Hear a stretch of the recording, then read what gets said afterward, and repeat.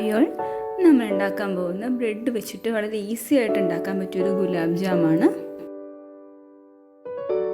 വേണ്ടിയിട്ട് ഞാൻ ഒരു 5 പീസ് ബ്രെഡാണ് എടുത്തിട്ടുള്ളത്.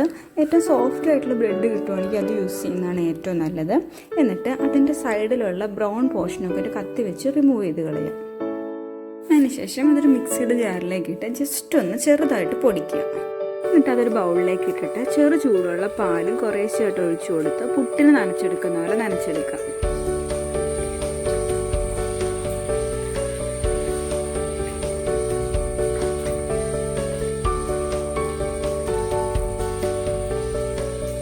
നല്ലോണം മിക്സായി വന്നിട്ടുണ്ട്. എന്നിട്ട് ഇതിൽ നിന്ന് നമുക്ക് കുറച്ചെടുത്തിട്ട് ചെറിയ ബോൾസായിട്ട് കൈവച്ച് ബോൾസ് ഉണ്ടാക്കുക. അതായത് ഇതുപോലത്തെ ബോൾസ് ഉണ്ടാക്കുക.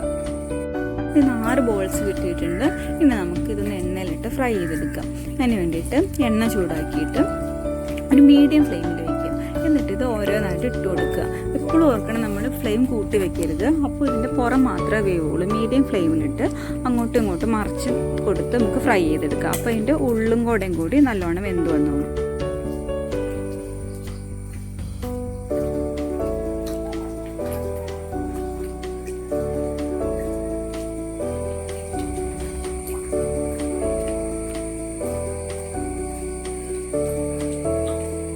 ഇതിൻ്റെ ഇപ്പോൾ കളറൊക്കെ മാറി നല്ല ഗോൾഡൻ ബ്രൗൺ ആയി വന്നിട്ടുണ്ട്. നമുക്ക് ഇതിൽ നിന്ന് ഇത് മാറ്റിയെടുക്കാം.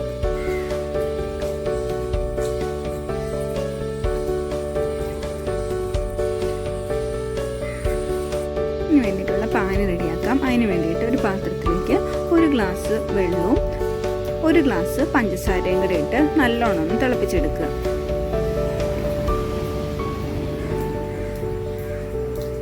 ഇതിലേക്കൊരു ഫ്ലേവറിന് വേണ്ടിയിട്ട് 2 ഏലക്കയും കൂടി ഇടുന്നുണ്ട്.